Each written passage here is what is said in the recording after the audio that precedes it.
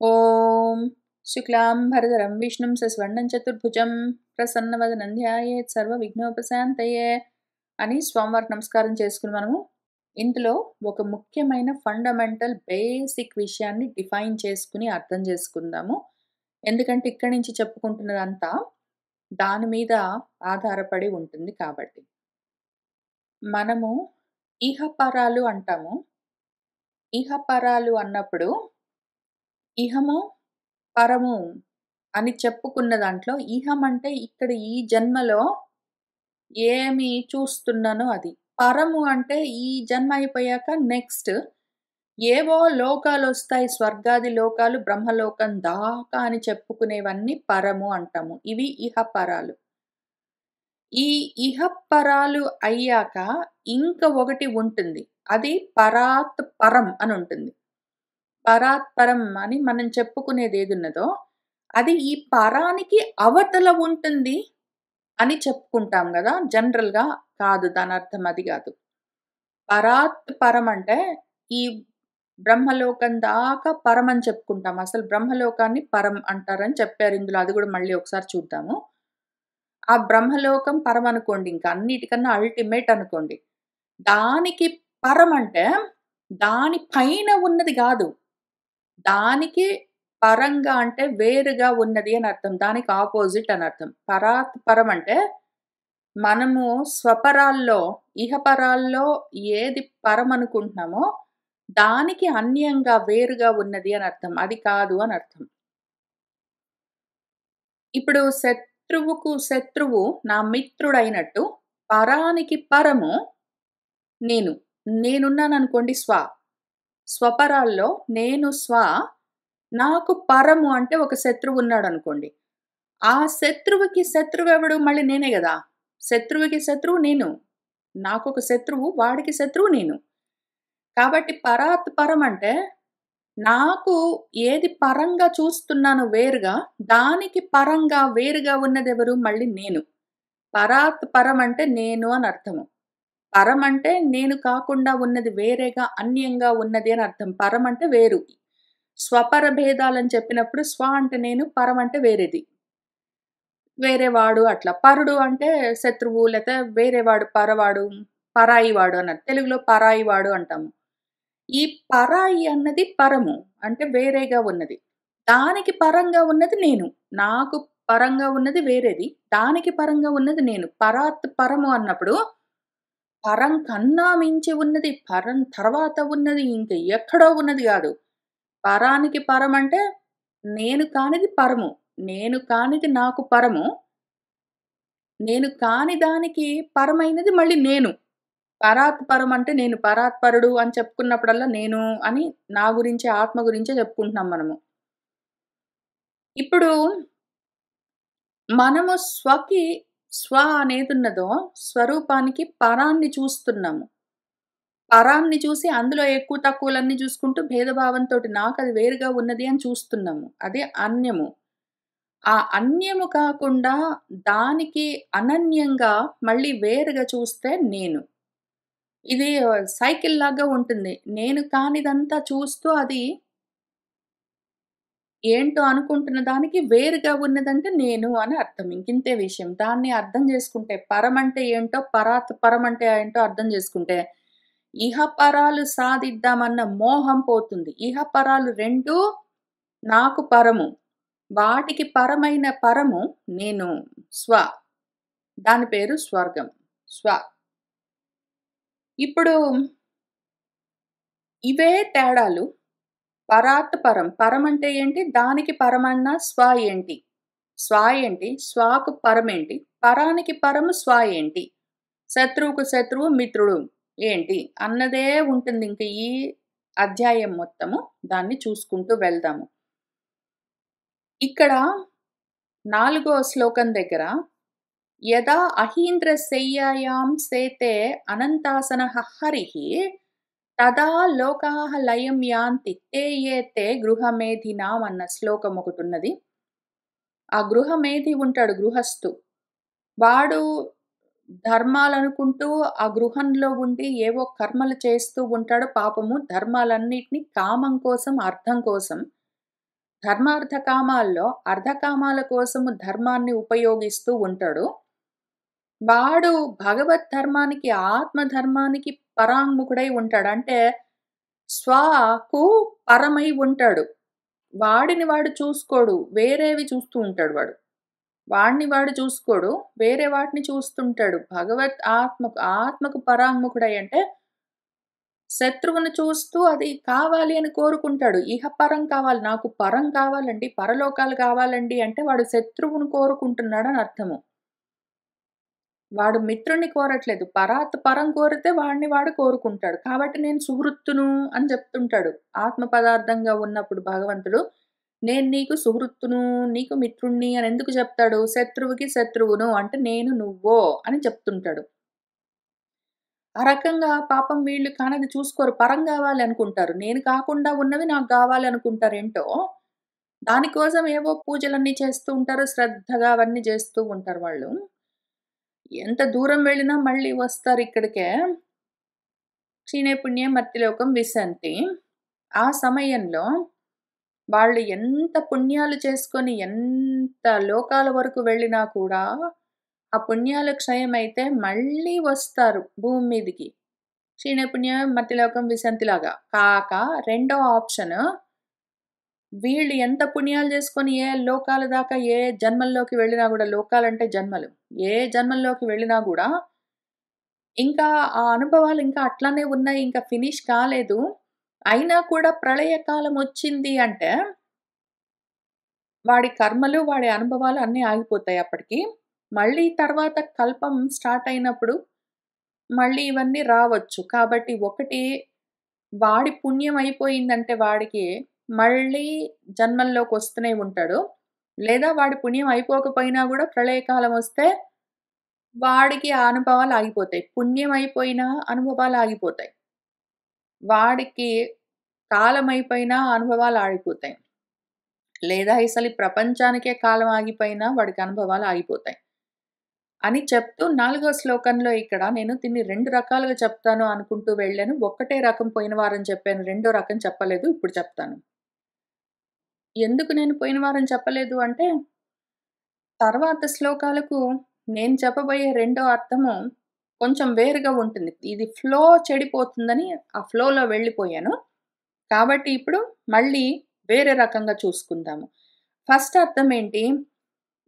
ఎప్పుడైతే ఆ హరి అనంతాసనుడై అనంతం లేదా అనంతుడు ఆదిశేషుడు అన్న ఆసనం పైన ఆ అహీంద్ర శయ్య పైన పాముల పక్క పైన శయనిస్తాడో యోగ నిద్రలో, అప్పుడు ఈ గృహమేది సంపాదించుకున్న పుణ్యాలతో తెచ్చిపెట్టుకున్న లోకాలన్నీ ఏవున్నాయో అవన్నీ గూడా లయమైపోతాయి. వాడెంత పుణ్యం చేసుకున్నా గూడా అసలు ఆ లోకాలే ఉండనప్పుడు, ఆ లోకాల్లో వీడుండడం, వీడు అనుభవాలుండడం అన్నవెక్కడుంటాయి? లోకాలతో సహా, వీడితో సహా, వీడి కర్మలతో సహా, వీడి పుణ్యాలతో సహా అన్నీ పోయి అందులోనే లయమైపోతాయని మనం అప్పుడు చెప్పుకున్నాము. ఇప్పుడు దాన్ని ఇంకొక రకంగా చూద్దాము. ఎప్పుడైతే ఆ హరి అన్నిటిని హరింపచేసేవాడు, మొత్తం అన్నీ హరించేవాడెవరున్నాడో, ఆయన అనంతమైన ఆసనము, అంతులేని శాసనము. ఇక్కడ ఈ హరి గురువై ఉంటాడు. ఈ హరి గురువై ఉండి, ఆయన శాసనం చేస్తూ ఉంటాడు. ఆయన ఆసనం అంటే ఏమి? ఆయన శాసనము. అనంతమైన తత్వం గురించి ఆయన శాసనం చేస్తూ ఉంటాడు. ఆయన చెప్తూ ఉంటాడు వాక్కుగా. ఆయన అట్లానే అహీంద్ర శయ్య ఇంద్రియాలను హననం చేసే శయ్య అంటే విధానం ఒకటుంటుంది. ఇంద్రియాలను ఏ విధంగా నియంత్రించాలి, వాటిని ఏ విధంగా లయం చేయాలన్న ఒక క్రమ పద్ధతి ఉంటుంది. దాన్ని ఆయన శాసనం చేస్తూ ఉంటాడు. చేస్తూ ఉన్న సమయంలో ఆయన చెప్తున్న శాసనాన్ని మోక్షధర్మ శాస్త్రాల్లో, వేదాలు, ఉపనిషత్తులు, పురాణేతిహాసాలు వీటన్నిటిలో ఆయన చేస్తున్న శాసనాన్ని, ఆయన వాక్కుని అనుసరించి, ఆయన ఏ విధానంలో ఏ శయ్య అంటే విధానం అని అర్థము. దాని పద్ధతి ఏమి? ఇంద్రియాలను హననం చేసే పద్ధతి ఏమి? ఇంద్రియాలను లయం చేసి వాటిని నశింపచేసుకునే పద్ధతి ఏమి, కర్మలు లేకుండా చేసుకునే పద్ధతి ఏమని ఆయన చేస్తున్న శాసనాన్ని ఎవరైతే పాటించి దాన్ని ఆచరిస్తారో అటువంటి వాళ్ళు గృహాల్లో ఉంటారు. శరీరాలన్న గృహాల్లో ఉంటారు వాళ్ళందరూ. ఉండి ఆయన చేస్తున్న శాసనాన్ని అర్థం చేసుకుని ఆచరించారంటే, వాళ్ళకి ఈ లోకాలన్నీ లయమైపోతాయి. మళ్ళీ వాళ్ళు ఈ లోకాల్లోకి, జన్మల్లోకి రావలసిన పని ఉండదు. అని ఒక్క 4 శ్లోకమే ఒకవైపు ఈ లోకాలన్నీ ఉన్నాయి, నాకు కావాలి, నాకు వద్దు, ఇవన్నీ సంపాదిస్తాను, ఇంకా చాలా సంపాదించేశాను. అయితే కాలం ఉన్నది. కాలంలో ఉన్నంత వరకు నేను ఈ కర్మల వల్ల సంపాదించుకున్న పుణ్యాలతో లోకాలన్నింటినీ అనుభవిస్తాను. కాలం అయిపోతే లేదా ప్రళయకాలం వస్తే అని ఇవన్నీ అనుకునే వాళ్ళ కోసము మొదటి పద్ధతిలో అర్థం చెప్పుకున్నాము. అయితే ఇవన్నీ లేవు. ఉన్నాయని నీకనిపిస్తుంది. భేద బుద్ధితోటి నువ్వు ఉండడం వల్ల, ఆ భేదాల వల్ల నీకిట్లా అనిపిస్తున్నది. అవి లేవు అని ఆయన అనంతం గురించి, అంతు లేదు వీటికి, ఆది లేదు, అంతు లేదు. కాలమున్నది అంటే కర్మలుంటాయి. కర్మలకు, కాలానికి ఆది, అంతు ఉంటుంది. అంతవరకు ఈ లోకాలుంటాయి. ఈ లోకాలన్నీ అంతవంతాలో అంతులేని విషయం ఒకటున్నది అని శాసనం చేస్తూ ఉంటాడాయన. ఈ ఇంద్రియాలను ఏ విధంగా నియంత్రించాలి, వాటినెట్లా లయం చేసుకోవాలని చూపిస్తూ ఉంటాడు. ఆ విధంగా ఎవరైతే ఆచరిస్తారో వాళ్ళకి లోకాలు ఇంక ఉండవు. అవన్నీ లయమైపోతాయి. జన్మలు లేకుండా పోతాయి. లోకమంటే ఎవరి లోకం వాళ్ళది. ఎవరు ఆలోకనం చేస్తుంటే వాళ్ళకా లోకాలన్నీ కనిపిస్తూ ఉన్నట్టుంటాయి. ఆలోకనం చేస్తున్నప్పుడే జన్మలొస్తూ ఉంటాయి. అనుభవిస్తూ ఉంటారు అని అర్థము. ఆ అనుభవిస్తూ ఉన్న లోకాలన్నీ వాళ్ళ జన్మలు. ఆ జన్మలన్నీ లయమైపోతాయి, ఇంక ఉండవు. కాబట్టి అనంతాసనము అన్నప్పుడు అంతవంతమైన ఈ లోకాలు, జన్మలు, కాలాలు, కర్మల గురించి గాదు. అనంతమైన విషయం గురించి ఆసనం అంటే శాసనం చేస్తున్నవాడు ఇంద్రియాలను హననం ఎట్లా చెయ్యాలి అన్న విధానాన్ని నేర్పిస్తాడు. అది తెలుసుకుని చేసిన వాళ్ళకి ఇంక లోకాలుండవు అని ఈ శ్లోకానికి అద్వయపరంగా అర్థము. అద్వయం కావాలని ఆత్మ సాధన చేస్తున్న వాళ్ళ కోసము చెప్పుకుంటున్న అర్థము. ఇప్పుడు మళ్ళీ మన పరం గురించి చూద్దాము. పరం, ఇహం పరం, స్వ పరం, పరాత్ పరం అని ఈ టర్మ్స్ గురించి అవి ఏంటి చెప్తున్నాయి గురించి మనకు క్లియర్‌గా ఒక ఐడియా ఉండాలి. లేకపోతే పరాత్ పరం అంటే పరానికన్నా అవతల ఉన్నది. ఇహ పరాలంటే ఇదిగో ఇక్కడ ఉన్నవన్నీ ఇహము, పరం అంటే ఇంకేంటో గొప్పగా కలిగే మోక్షము అని ఇట్లా రకరకాలుగా అజంప్షన్స్ తోటి ఐడియాస్ జనరల్‌గా ఉండడం గాదు. యాక్చువల్‌గా వీళ్ళేం జెప్తున్నారో మనకు తెలియాలి. ఇది ముఖ్యము మనకు. ఇప్పుడు వ్యాసుల వారేం చెప్తున్నారు అన్న విషయం మనకర్థం గావాలి. ఆయన ఏ యాంగిల్ నుంచి చెప్తున్నారు. మనం చదువుకుంటున్న గ్రంథాలన్నీ, మనం చదువుకుంటున్న స్క్రిప్చర్స్ అన్నీ రాస్తున్న వాళ్ళు ఏ యాంగిల్ నుంచి రాస్తున్నారు, ఏ ఉద్దేశంతోటి రాస్తున్నారో, వాళ్ళ టర్మ్స్ ఏంటి, టర్మినాలజీ ఏంటి, దానికి డెఫినిషన్స్ వాళ్ళే ఇస్తారు. అవి మనకు ముందు తెలియాలి. ఒకవేళ రాస్తున్న రైటర్ గురించి మనకర్థం గాకపోతే, ఆయన రాసిచ్చిన దాన్ని మనం సరిగ్గా అర్థం చేసుకోలేము. ఎందుకంటే ఆయన ఏ ఉద్దేశంతోటి చెప్తున్నాడో తెలియకపోతే మనం సొంతంగా ఊహించుకుంటాం. దాంతో ఆయన చెప్తున్నదోటి మనకర్థమయ్యేదోటుంటుంది. మనం ఎప్పుడైనా రామాయణం చదువుతున్నప్పుడు వాల్మీకి హృదయం తెలియాలి. ఆయన ఏ యాంగిల్ నుంచి చెప్తున్నాడో, ఎందుకు చెప్తున్నాడో ఒక కన్నేసి ఉంచాలి దాని మీద. ఆ రైటర్ మీద మనకొక చూపుండాలి. ఆయన ఏ దృష్టితోటి చెప్తున్నాడో అని ఆయన దృష్టికోణము మనకు తెలిసి ఉండాలి. అందుకని ఆయన మీద మనం ఒక దృష్టి ఉంచాలి. అట్లానే ఇక్కడ వ్యాసుల వారు ఎట్లా చెప్తున్నారో మనం అట్లా అర్థం చేసుకోవాలి. ఆయన ఏ దృష్టితోటి చెప్తున్నారో అని. వైశేషికుల గురించైనా అంతే, లేదా సాంఖ్యుల గురించైనా అంతే, అద్వైతుల గురించైనా, ద్వైతుల గురించైనా వాళ్ళు ఎక్కడి నుంచి చెప్తున్నారో, ఏ దృష్టితో చెప్తున్నారు, ఏ దృక్కోణంతోటో పాయింట్ ఆఫ్ వ్యూ మనకు తెలియాలి. ఎందుకిది అవసరము? ఏదో చదువుతున్నామంటే చదువుతున్న వస్తువు ఒకటే గాదు. చదువు చెప్తున్న వాడి గురించి గూడా మనకు తెలియాలి. మనం ఒక రైటింగ్ చదువుతున్నామంటే రైటర్ గురించి గూడా తెలియాలి. ఎందుకిది అత్యవసరం మనకు అంటే, ఈ బ్రహ్మాండం అన్న రచన చేసిన వాడెవడున్నాడో వాడి గురించి ఈ బ్రహ్మాండాన్ని చూసే తెలుసుకోవాలి. అది ఎట్లా తెలుసుకుంటామంటే దీంతో పాటు మొదలుపెట్టొచ్చు. ఈ రైటర్ అన్నవాడు వాడు ఏమి రాసిచ్చాడో, వాడు రాసిచ్చిన ఈ శ్లోకాల్లో, పద్యాల్లో, ఈ గ్రంథాల్లో నుంచే వాడిని మనం తెలుసుకోవాలి. వాడు రాసిచ్చినవి చదువుతూనే వాడిని అర్థం చేసుకోవాలి. ఎందుకంటే వాడిని అర్థం చేసుకుంటే వాడు ఏ యాంగిల్ నుంచి చెప్తున్నాడో మనకు అర్థమవుతుంది. దాంతో వాడు చెప్పింది మనకు అర్థమవుతుంది. అట్లానే మనం ఈ బ్రహ్మాండమంతా రాసిచ్చిన వాడున్నాడు. ఈ బ్రహ్మాండాన్ని రచించిన వాడు. వాడిని తెలుసుకోవాలంటే ఈ బ్రహ్మాండంలో నుంచే వాడిని తెలుసుకోవాలి. అది తెలుసుకోవాలంటే ముందు ఇక్కడి నుంచైనా స్టార్ట్ చేయాలి మనం. ఇది కూడా కావాలి.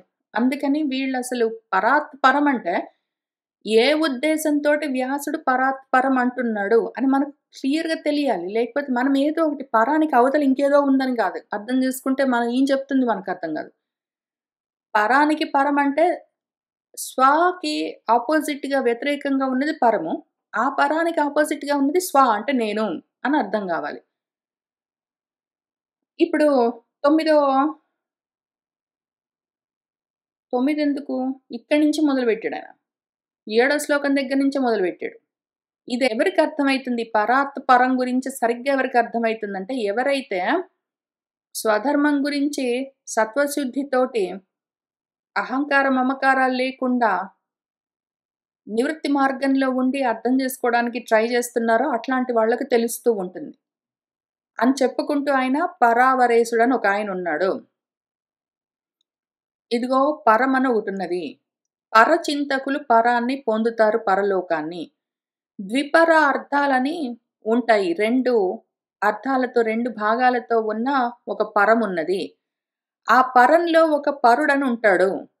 ఈ పరుడు పరమన్న కాలంలో ఉంటాడు. ఆయన పేరు స్వయంభువు అని జెప్పారు. అంటే బ్రహ్మదేవుడని ఒకడుంటాడు. బ్రహ్మలోకం అని ఒకటుంటుంది. ఆయన పేరు పరము. ఆ పరుడు అన్నాయన బ్రహ్మదేవుడు. ఆయన ఆ పరమన్న కాలంలో అంటే బ్రహ్మ కాలంలో ఉంటాడు. ఆయన పరమన్న లోకంలో ఉంటాడంటే బ్రహ్మలోకంలో ఉంటాడు అని ఇక్కడంతా మాక్సిమం అల్టిమేట్ లిమిట్ ఈ లోకాలన్నిటికీ అల్టిమేట్ లిమిట్ పరమని ఆ బ్రహ్మాన్ని బృహత్తుని పెట్టి అక్కడ చెప్పారు. ఈ పరానికి పరంగా ఉన్నదేదున్నదో దాని గురించి నువ్వు తెలుసుకో. ఈ పరం వరకు తెలుసుకుంటే కూడా చేసేదేమున్నది? ఈ పరం వరకు కూడా తెలుసుకుని చేసేదేమున్నది? విభూతి యోగంలో అర్జునుడు నాకు నీ గురించి చెప్పు, మొత్తం అంతా చెప్పు, ఏది వదిలిపెట్టకుండా చెప్పు, అశేషంగా చెప్పు, మొత్తం పూర్తిగా శాంతంగా చెప్పు అంటే, నా విభూతుల గురించి నేను మొత్తం పూర్తిగా శాంతంగా, అశేషంగా చెప్పలేను. కొంత మాత్రం చెప్తాను హంత. అయ్యో! అడిగావు గాబట్టి కొంచెం జెప్తాను అని ఆయన మొత్తం విభూతి యోగంలో అదిగో ఏదో జ్వలించే వాటిలో పావకుండి నేను, ఏదో ఆదిత్యుల్లో విష్ణువుని నేను, ఏదో సరస్సుల్లో సాగరాన్ని నేను, ఇంకా అది నేను, ఇది నేను అని ఆయన చెట్లలో అశ్వత్థ వృక్షాన్ని నేనని చాలా చెప్పుకుంటొచ్చి పాండవుల్లో అర్జునుడిని నేనని ఇంకేవేవో చెప్పారు. అన్నీ చెప్పి చివరికి అయినా గూడా వీటన్నిటిని తెలుసుకొని ఏం లాభం అర్జున నీకు? ఇవన్నీ వేరువేరుగా తెలుసుకొని, మొత్తం శాంతంగా పూర్తిగా తెలుసుకొని గూడా, ఇవన్నీ తెలుసుకుంటే నీకేం ఉపయోగము? ఎంత తెలుసుకున్నా పరమే. నువ్వు పరం గురించి తెలుసుకోవాలంటే స్వ గురించి తెలుసుకో. పరం గురించి ఎంత తెలుసుకున్నా ఒకటే. నువ్వు పరం గురించి ఎంత తెలుసుకున్నా అనాత్మ. ఆత్మ కాదు గదా! స్వ కాదు గదా! పరమే గదా! నువ్వు పరం గురించి ఎంత తెలుసుకున్నా పరమే. నువ్వు కాని దాని గురించి నువ్వు ఎంత తెలుసుకుని ఉపయోగం ఏమున్నది? నువ్వయిన దాని గురించి నువ్వు తెలుసుకో. అనాత్మ గురించి గాదు. నా ఆత్మ నువ్వు కాని దాని గురించి నువ్వు బ్రహ్మలోకం దాకా, బ్రహ్మగారి దాకా, ఆ కాలం దాకా, ఎంత కాలం దాకా, ఎన్నాళ్ళు, ఎన్ని జన్మలు, ఎంతవరకు తెలుసుకున్నా, నువ్వు కాని విషయం ఎంత తెలుసుకుంటే మాత్రం ఉపయోగమేమి? నువ్వయిన విషయం గురించి నువ్వు తెలుసుకో అని ఆయన అందులో కూడా చెప్తారు. మరైతే నేను కాని విషయాలన్నీ ఎందుకు ఇన్ని పద్యాల్లో, ఇన్ని శ్లోకాల్లో, ఇన్ని పుస్తకాల్లో, ఇన్ని చోట్ల రాసిస్తారు? వేదం ఎందుకు చెప్తుంది అంటే, ఇది కాదు అని తెలుసుకోవడమే నువ్వు అవును అని తెలుసుకోవడం. నువ్వు అన్నది మళ్ళీ నువ్వు సెపరేట్‌గా నీ గురించి నువ్వు ఎట్లా తెలుసుకుంటావు? నువ్వు కానివన్నీ నువ్వు నేను అనుకుంటున్నావు కాబట్టి, నువ్వు కానివన్నీ ఇవి నేను కాదు అని తెలుసుకోవడమే నీ గురించి నువ్వు తెలుసుకోవడం. అందుకని వీటిని తెలుసుకోవడం. అందుకోసమే వాటిని సాధించడం కోసం గాదు. పరాలన్నీ ఉన్నాయి అంటే పరాల్ని సాధించడం కోసం గాదు. ఇవన్నీ పరము అంటే ఓహో! ఇవన్నీ నేను కాదు, నాకు సంబంధం లేదు. ఇంత మాత్రమే గాదు నేను. ఇవన్నీ కాక, ఇవన్నీ అయ్యి ఉన్నదంతా ఏదున్నదో అది నేను అని తెలుసుకోవడం కోసం వీటిని తెలుసుకోవడానికి. అంతేగాని పరం దాకా ఉన్నాయంటే అవన్నీ నేను పరిగెత్తుకుంటూ పోయి సంపాదించేస్తాను గాదు. ఏం ఉపయోగము నువ్వు కానివన్నీ నువ్వు సంపాదిస్తే? అదే విషయము. అని ఇక్కడ ఈ పరం గురించి పరం, పరం, పరం, పరం, పరం అని చెప్పి ఇంతకేం చెప్పారు? మొత్తం అంతా చెప్పి, అయితే అయింది నువ్వు గాదు. ఏం ఉపయోగం? నువ్వు దాన్ని నీకు వేరుగా ఇంకోటున్నది పరంగా ఉన్నది. అది నాకు కావాలి అనుకున్నంత వరకు, ఆ భేద దృష్టి ఉన్నంత వరకు నువ్వు మళ్ళీ మళ్ళీ జన్మల్లోకొస్తావు. ఇంక అదే విషయం ఇంకెళ్ళని జెప్పారు. ఇప్పుడు ఆ తర్వాత యోగుల గురించి చెప్తున్నారు. యోగులుంటారు. సిద్ధులుంటారు. ఇక్కడ యోగులని 10వ శ్లోకంలో, సిద్ధులని 12వ శ్లోకంలో ఈ మాటలన్నీ వాడుతూ ఉన్నారు. వాళ్ళు ఋషులు గావచ్చు, యోగులు గావచ్చు, యోగేశ్వరులు గావచ్చు, సిద్ధులు గావచ్చు, ఎవ్వరైనా గావచ్చు. వాళ్ళు పరమొకటున్నది అది నాకు కావాలనుకున్నంత వరకు మాత్రము, ఆ బుద్ధి పోనంత వరకు, సిద్ధులు కలిగితే మాత్రం ఏమి ఉపయోగము? బుద్ధులు మారనంత వరకు, భేద బుద్ధి మారనంత వరకు, ఆ బుద్ధి శుద్ధి కానంత వరకు వాళ్లకు మళ్ళీ మళ్ళీ జన్మలుంటాయి అని చాలా ఖచ్చితంగా చెప్పారు. ఆ తర్వాత 15వ శ్లోకం దగ్గర మనం మొన్న ఆపాము. ఇంతకీ ఏమి చేస్తామంటే మనము పరమేష్టి పదం అని ఒకటుంటుంది. ఆ ఐశ్వర్యం, విభూతి. విభూతి యోగంలో భగవద్గీతలో కృష్ణార్జున సంవాదంలో ఏమి చెప్పారో ఆ ఐశ్వర్యమంతా ఉంటుంది. పరంలోకం దాకా, బ్రహ్మలోకం దాకా ఉంటాయి. మంచిది. అక్కడి దాకా వెళ్ళి అవన్నీ ఎందుకొస్తాయి? నీ ధర్మాల వల్ల, నీ కర్మల వల్లే వస్తాయి. ఇవన్నీ నువ్వే నిర్మించుకున్నావు పైగా. ధర్మంగా కర్మలు చేస్తూ, పుణ్యకర్మలనుకుంటూ, ధర్మకర్మలనుకుంటూ, ధర్మాలనుకుంటూ ఏవేవో చేసుకుంటూ నువ్వు ఏవేవి చేసుకుంటూ వెళ్ళావో, వాటన్నిటి వల్ల ఈ లోకాలన్నింటిని నువ్వే నిర్మించుకుంటావు. ఆ ఐశ్వర్యాలన్నీ బ్రహ్మలోక ఐశ్వర్యం దాకా కావాలంటే నువ్వు నిషేవ్య సేవించి, అనుభవించి, మళ్ళీ మనసు కదిలిందంటే, నీ గుణాల్లో వ్యత్యాసం కలిగిందంటే మాత్రం మళ్ళీ పునః తిరిగి వస్తావు. అట్లానే అందరూ ఆయాంతి వస్తూ ఉంటారు. వీటితోటి మనకు సుఖం లేదు. మరి మనకేమి కావాలి? చాలా ఇంట్రెస్టింగ్‌గా ఒక 11వ శ్లోకంలో ఇక్కడ చెప్పారు. మళ్ళీ 22వ శ్లోకంలో చెప్తారు. మళ్ళీ చెప్తూనే ఉంటారు. కాబట్టి సర్వభూతాల యొక్క హృత్కమలాల్లో ఉన్నవాడెవడో, వేదాల వల్ల తెలియబడే వేదవేద్యుడెవడో, అటువంటి ఆ తత్వాన్ని నువ్వు ఆశ్రయించు. దాన్ని చేరుకో. ఇది పరాత్ పరము. ఇది పరాత్ పరము. అంటే దీన్ని చేరు నువ్వు అని ఆయన చెప్తూ ఉన్నారు. అయితే నీలో ఉన్నది అన్నీ ప్రాణుల్లో, హృత్కమలాల్లో ఉన్న తత్వం ఏమున్నదో అది తెలుస్తూ ఉన్నది అంటే మళ్ళీ అది సాకారము. అయితే కనీసము సాకారమైనా సరే, ఆత్మను సాకారంగానైనా నీలో నువ్వు తెలుసుకోవడం ముఖ్యము. కనీసం పరం వదిలిపెట్టి, ముందమ్మా పరం వదిలిపెట్టు. ఇహపరాలు సాధిస్తాననుకుంటూ పరం ఎంత సాధించినా గూడా అది నీకు పరంగానే ఉంటుందది పరమే. నువ్వు కాదు, గాదు. వాటిని సాధించే బుద్ధి ముందు పక్కన బెట్టు. ఎన్ని సిద్ధులు సాధించి, ఎన్ని లోకాలు సాధించుకున్నా గూడా, సంపాదించుకున్నా గూడా అవన్నీ నువ్వు కాని విషయాలు. బుద్ధి మార్చుకో నువ్వు. సిద్ధి పక్కన బెట్టు. నువ్వు సాధించవలసిందేమి నిన్ను నువ్వు చేరడము. కాబట్టి ముందు కనీసము సాకారంగా, సగుణంగా నీలోనే ఉన్న తత్వాన్ని కనీసం అక్కడైనా ముందు చూస్తూ ఉండు అని 11లో చెప్పారు. మళ్ళీ ఇక్కడ మనము పరాత్ పరం అని చెప్పుకున్నట్టు, పరం వేరు, పరానికి పరం అని ఒకటున్నదని చెప్పుకున్నాం గదా! ఆ పరానికి పరము నేను అయి ఉన్నానని చెప్పుకున్నట్టే, పరమేష్టి గురించి గూడా మళ్ళీ ఉంటాయి. ఇక్కడొక పరమేష్టి చెప్తారు. మళ్ళీ ఇంకా కిందికి వెళ్ళినప్పుడు ఇంకొక పరమేష్టి చెప్తారు. కాబట్టి మళ్ళీ పరమేష్టి గురించి గూడా అర్థం చేసుకుందాము. పరమేష్టి అన్నప్పుడు పరమస్థానంలో ఉన్నదెవరో, పరమస్థానంలో పరమ పదం అంటాము లేదా పరమ పదమన్న స్థానమన్న అదే. ఆ పరమ స్థితిలో ఉన్నదేంటో అది పరమేష్ఠి. ఇప్పుడు ఈ పరం అని ఏదున్నదో అంటే పరము నేను గాదు. నేను నాకు పరంగా ఉన్న స్థానం ఏమున్నదో అది బ్రహ్మలోకం దాకా, బ్రహ్మకాలం వరకు, బ్రహ్మ అన్న పేరుతో అని చెప్పుకున్నవన్నీ. కాక ఆ పరానికి అంటే నేను కాని పరమేదున్నదో దానికి పరమైన నేనున్నది అది మళ్ళా పరం స్థ. ఆ పరానికి అంటే ఏదైతే నేను కాకుండా ఉన్న పరమున్నదో దానికి పరమైన పరాత్ పరమైన స్థితి అంటే స్వస్థితి అని అర్థము. ఇక్కడ 15లో పరమేష్ఠి అన్నప్పుడు పరం గురించి చెప్తున్నారు. సో, బేసికలీ ఇక్కడ మనము చూసుకుంటున్న పరమేష్ఠి అంటే పరం. స్వాకి ఆపోజిట్‌గా ఉన్న పరం. నేను కాకుండా ఉన్నదంతా అనాత్మ స్థితి దాన్ని పరమేష్ఠి అని పిలుస్తున్నారిక్కడ.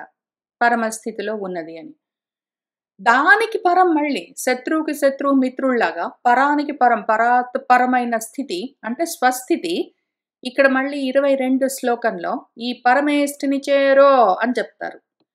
కాబట్టి పరము, పరాత్ పరము 2 అర్థం కావాలి. పరమేష్ఠి అంటే ఏ పరమేష్ఠి? నేను కాకుండా ఉన్న పరమస్థితిలో ఉన్నదా? ఆ నేను కాకుండా ఉన్న పరానికి పరమైన స్వస్థితిలో ఉన్నదా అని తెలియాలి. పరం అంటే ఏంటి? పరాత్పరం అంటే ఏంటి తెలియాలి. ఆ పరమేష్ఠి ఏంటో, ఈ పరమేష్ఠి ఏంటో తెలియాలి. అట్లానే ఆ బ్రహ్మ ఏంటో, ఈ బ్రహ్మ ఏంటో తెలియాలి. పరం లోకంలో పరలోకంలో ఉన్న పరబ్రహ్మ ఎవరు? ఆ పరానికి పరమైన పరబ్రహ్మ అంటే నేను అహం బ్రహ్మ ఎవరు? మళ్ళీ అన్నీ ఒకటేలాగా ఉంటాయి పేర్లు. ఎందుకు అంటే నేను కాకుండా ఉన్న పరంలో అన్నిటికన్నా బృహత్తుగా ఉన్నది బ్రహ్మ. కాబట్టి బ్రహ్మలోకం దాకా అని చెప్తారు. దానికి పరంగా ఉన్న నేను బృహత్‌గానే ఉంటాను మరి. నేను కూడా బ్రహ్మనే. విజృంభించి నేను ఉంటాను. బ్రహ్మణత్వాత్ నేను కూడా ఉంటాను మరి. అహం బ్రహ్మ. అహం బ్రహ్మ అన్న పరబ్రహ్మమా?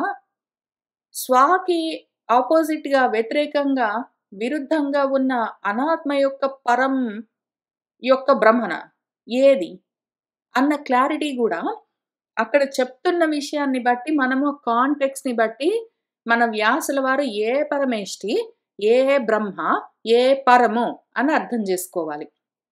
ఎందుకంటే మనకు 2 పరాలున్నాయి, 2 పరమేష్ఠులున్నాయి, 2 బ్రహ్మలున్నాయి. కాబట్టి స్వాకి ఆపోజిట్ పరము, పరానికి పరము స్వ అని పరాత్ పరము, పరము 2 తెలియాలి. ఈ క్లారిటీ లేకపోతే ఆయన ఏం చెప్తున్నాడో అసలు అర్థం కాదు. అంతవరకు చూసాం గాబట్టి, ఇంక కొన్ని కొత్త శ్లోకాలు చూసుకుందాము.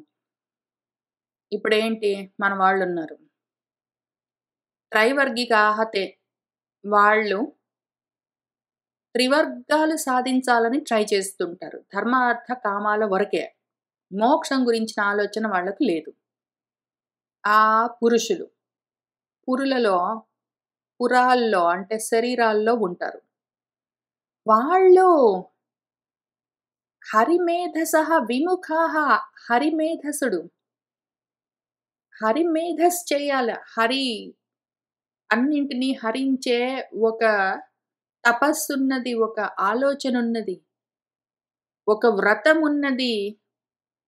ఆ విధంగా చేయగలిగిన వాడున్నాడు. అన్నింటినీ హరింప చేయగలిగిన ఒకటున్నది. అన్న విషయం గురించి వాళ్ళు విముఖులై ఉంటారు. వాళ్ళకి ఇంట్రెస్ట్ ఉండదు. ఇవేవి వద్దు అంటే వాళ్ళకి నచ్చదసలు ఫస్ట్ ఆఫ్ ఆల్. కూతురు, కొడుకు, భర్త, భార్య, ఇల్లు అవన్నీ నువ్వు కావు. అవి పరము నీకు. అవన్నీ పరము. పరధర్మాలన్నీ భయావహము. నీకు సంబంధం లేని విషయాలు, అనాత్మలు, అసత్తులు. నువ్వు సత్, నువ్వు ఆత్మ అని ఎంత చెప్పినా గూడా విముఖులు వాళ్ళు. వాళ్ళకి ఇంట్రెస్ట్ ఉండదు. వాళ్ళు అసలు వచ్చి ఇవన్నీ వినను కూడా వినరు. ఇంతవరకు రాను గూడా రారసలు. భగవద్గీతలేవి వినరు. ఆ రకంగా అసలు ఆ విషయాలకి విముఖులు. రెండోది కనీసం వచ్చి కూర్చుంటారు. కానీ ఆ మాట చెప్పగానే మనసు చిన్నబుచ్చుకుంటారు. వాళ్ళకి నచ్చదు. ఇవన్నీ వదిలిపెట్టు, నీకెందుకు సంబంధం లేని విషయాలు దూరంగుండు అని చెప్పగానే విముఖత్వం ఉంటుంది వాళ్ళకి. సుముఖంగా సరే అవును అర్థమయింది అని ఆ విధంగా ఆచరించడానికి విముఖులై ఉంటారు. సుముఖంగా ఉండరు. వాళ్ళు మధుద్విషుడికి మధువులు ఈ మోహాలేవున్నాయో తేనెల్లాగా ఉంటాయి. తియ్య తియ్యగా ఉండే బంధాలేవున్నాయో వాటన్నింటికి శత్రువై ఉన్నవాడెవడున్నాడో ఆయనకు వీళ్ళు శత్రువులై ఉంటారు.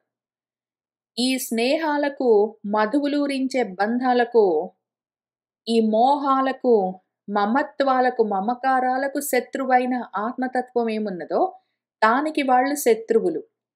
ఆ ఆత్మకు విముఖులై ఉంటారు వాళ్ళు. ఆత్మద్రోహులు. ఆత్మహత్యలు చేసుకుంటారు. ఆత్మను పోగొట్టుకుని ఉంటారు అని చెప్తూ ఉంటారు వీళ్ళ గురించి.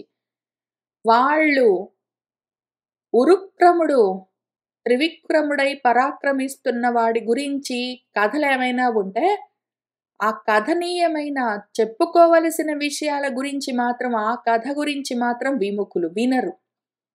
కథ విన్నా కూడా అదేంటో వేరే వస్తువులాగా చూస్తారు. నా గురించి చెప్తున్నారన్న సుముఖత్వంతోటి వినరు. విముఖత్వంతోటి, భేద బుద్ధితోటి వేరుగా ఉన్నదన్న భావంతోటే వింటూ ఉంటారు.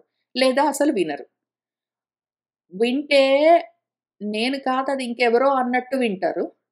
లేదా అసలు విననే వినరు. ఆ రకంగా హరిమేధసుడు, మధుద్విషుడు, ఉరుక్రముడు, కథనీయుడైన వాడి కథ వీళ్ళకు వినడానికి టైం ఉండదు. వినరు. వింటే గూడా అదేంటో వేరే వస్తువు అనుకుంటారు. నేననుకోను. విముఖులై ఉంటారు వాళ్ళు. ఈ త్రివర్గ సాధనలోనే ఉంటారు. ధర్మార్థ కామాల వరకే ఉంటుంది. అందులో మళ్ళీ రకరకాలుంటారు. వాళ్ళు కొంతమంది ధర్మం కోసం అర్థకామాలనుకుంటారు. కొంతమంది అర్థకామాల కోసమే ధర్మం అనుకుంటారు. కొంతమంది కామం కోసమే ధర్మమైన, అర్థమైన అనుకుంటారు. కోరికలు తీర్చుకోవడం కోసమే డబ్బులైనా, నేను చేసే పనులైనా అనుకుంటారు. కొంతమంది అర్థం కోసమే ధర్మమైన, కామమైన, నా డబ్బులు సంపాదించడమే కోరిక నాకు, అందుకోసమే పని చేస్తానంటారు. వాటిలోనే గుండ్రంగా తిరుగుతూ ఉంటారు. కానీ మోక్షం గురించి ఆలోచించరు వాళ్ళు. హరిమేధసుడికి, మధుద్విషుడికి, ఉరుక్విక్రముడికి, కథనీయుడికి ఆ కథకు వాళ్ళు విముఖులంటే ఏమి? ఈ కథ వాళ్ళకి నచ్చదు. ఈ కథ చెప్తే నువ్వు పరం చూడు, నువ్వు పరం చూస్తున్నావంటే త్రివర్గం సాధించే వాళ్ళు పరమే చూస్తారు. వాళ్ళకి ఇహపరాలు కావాలి వాళ్ళకు. పరాత్పరం ఎందుకు? వాళ్ళకి ఇష్టం ఉండదు. వాళ్ళకి ఆలోచన ఉండదు. వాళ్ళ బుద్ధికి ఆ ఆలోచన కలగదు. వాళ్ళు విముఖులై ఉంటారు. ఆత్మకి విముఖులై ఉంటారు వాళ్ళు. త్రైవర్గికాః తే పురుషాః విముఖాః హరిమేధసః కథాయాం కథనీయ ఉరుక్రమస్య మధుద్విషః నూనం దైవేన విహతాః యే చ అచ్యుత కథా సుధాం హిత్వా శృణ్వంతి అసత్ గాథాః పురీషమివ విడ్భుజః. ఇంకా ఎందుకో మరి భగవంతుడికి అంత కోపం వస్తున్నది. ఇంకా ఆయన తిట్లలోకి దిగుతున్నారు. కథనీయమైన కథ ఏమైనా వింటారా? ఆహా! ఇవొద్దు. హరిమేధస మధుద్విష ఉరుక్రమ కథనీయమైన కథ వద్దు. మనకు కావాల్సినవి అసత్ గాథలు కావాలి. అసత్ విషయాల గురించి మాత్రం చాలా ఇంట్రెస్ట్‌గా వింటాము. సత్ విషయం చెప్తామంటే ఒకటి అసలు విననే వినరు. చాలా మంది అసలు ఇటు జోలికి రారు. రెండోది వింటే గూడా నాకు సంబంధం లేని విషయం అదేంటో ఇంకొకటున్నది, వేరేగా ఉన్నదని వింటుంటారు. వాళ్ళు అచ్యుత కథా సుధాం హిత్వా, అచ్యుత కథలన్న అమృతాన్ని వదిలిపెట్టి అసత్ గాథలన్నిటిని శృణ్వంతి వింటుంటారు. అక్కర్లేని విషయాలు, న్యూస్‌లు, టీవీలు అవన్నీ వింటుంటారు. వాళ్ళొచ్చారు, వీళ్ళు పోయారు. వాళ్ళు పుట్టారు, వీళ్ళు చచ్చిపోయారు. వాళ్ళేంటో పెళ్లి చేసుకున్నారు, వీళ్ళకి పిల్లలు పుట్టారు, వాళ్ళకి ఆరోగ్యం బాగుంది, వీళ్ళకి ఆరోగ్యం బాలేదు, నాకు ఆరోగ్యం బాలేదు, నాకు ఉద్యోగం ఉండింది, వాడికి ఉద్యోగం ఊడింది. ఇంకివే వింటుంటారు. నీవు కాని విషయాలు అవన్నీ పర విషయాలు. ఆత్మ విషయాలవి. పర విషయాలన్నీ గావాలి. అసత్ విషయాలన్నీ గావాలి. వాళ్ళందరూ ఎవరైతే ఉన్నారో వాళ్ళందరూ దైవేన విహతాః ప్రారబ్ధంతోటి అట్లా ఉంటారు. వాళ్ళ ప్రారబ్ధంతో దెబ్బతింటారు వాళ్ళు. ప్రారబ్ధంతో దెబ్బతింటారు వాళ్ళు. అంటే మృత్యువు పొందుతారు వాళ్ళు. ప్రారబ్ధ కర్మలయిపోయాయంటే జరిగేదేంటి? కాలం ఆగిపోతుంది. ఆ జన్మకి మృత్యువొస్తుంది. వాళ్ళకదే కలుగుతుంది. వద్దురా! వద్దురా! నీకు సంబంధం లేని విషయం రా. అసత్ విషయాలవన్నీ. అసత్ గాథలు నీకెందుకు సంబంధం లేని విషయాలు, పర విషయాలన్నీ ఇహపరాలనుకుంటూ వాటి గురించి ఆలోచిస్తావు. ఎందుకా పరచింతన నీకు? ఎందుకా పరచింతన? ఆత్మచింతన వదిలిపెట్టి అట్లా ఉంటావో, ఎంత చెప్పినా గూడా పరచింతకులు ఇంతవరకే ఉంటారు. ఎంత దూరం వెళ్తే మాత్రం ఏం ఉపయోగం అని ఎంత చెప్పినా సరే ఆ పరచింతనతోటుంటావు. ఆత్మ చింతన ఉండదు. అట్లాంటి వాళ్ళు ఎట్లాంటి వాళ్ళంటే వాళ్ళందరూ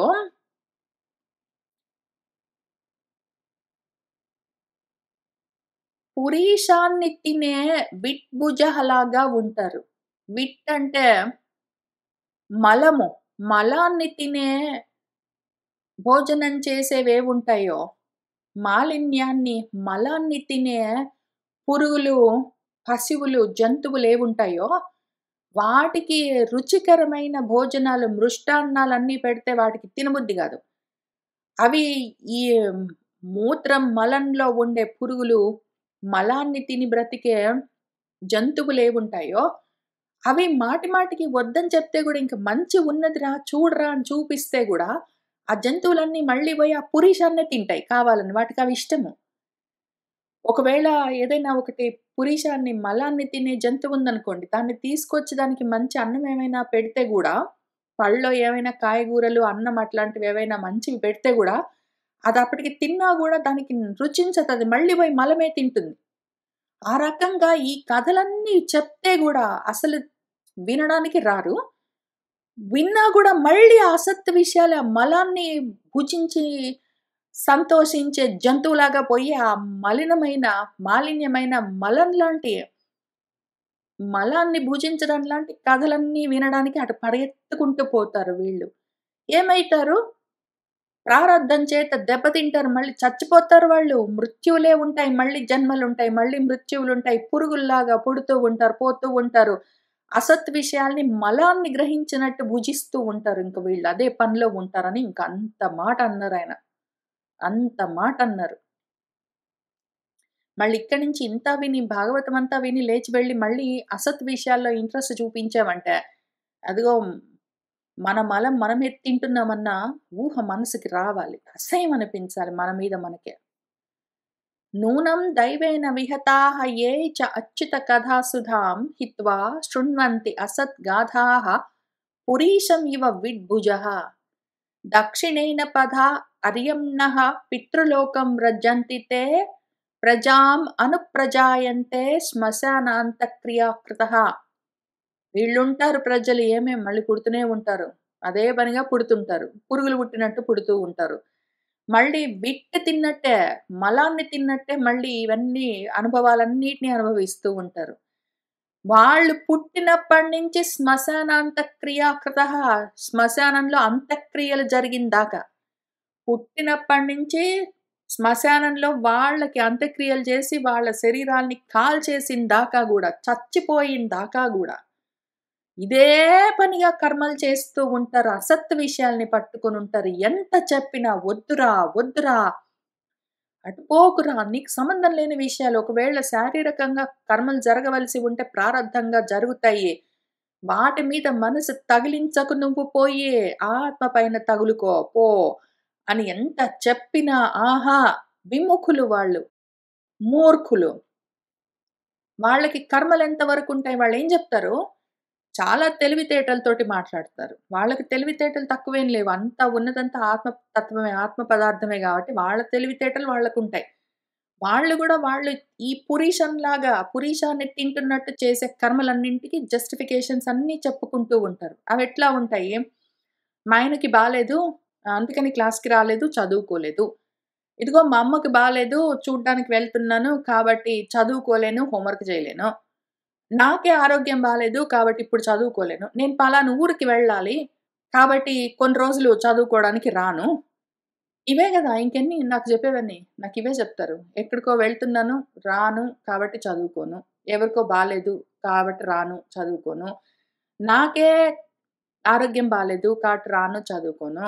లేతే ఎవడో చచ్చిపోయాడు, లేతే ఎవడో పుట్టాడు. ఇవన్నీ కాక ఇంకివన్నీ పక్కన పెట్టి నాకే నిద్రొచ్చింది. లేతే బాత్రూమ్‌కెళ్ళడానికొచ్చింది. నేను బాత్రూమ్‌కెళ్ళాను. నువ్వు చెప్తుంటే అవును. నువ్వు అదేదో జెప్తున్నప్పుడు అర్జెంట్‌గా బాత్రూమ్‌కెళ్ళాను. ఇంక అది గూడా జెప్పారు. అది గూడా విన్నాను. నా అందానికి నేను వినని ఎక్స్‌క్యూజ్ లేదసలు.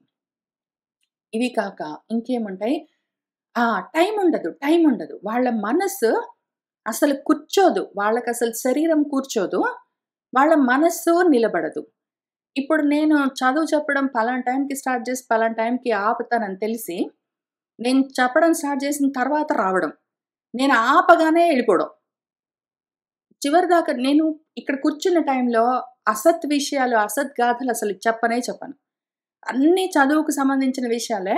ఎట్లా వీటిలో నుంచి బయటపడాలి, మోహంలో నుంచి ఎట్లా బయటపడాలి, ఎట్లా సాధన చేయాలి, ఎట్లా వాటిని అర్థం చేసుకోవాలి, ఏమి చేయాలని వీటి గురించే మాట్లాడతాను.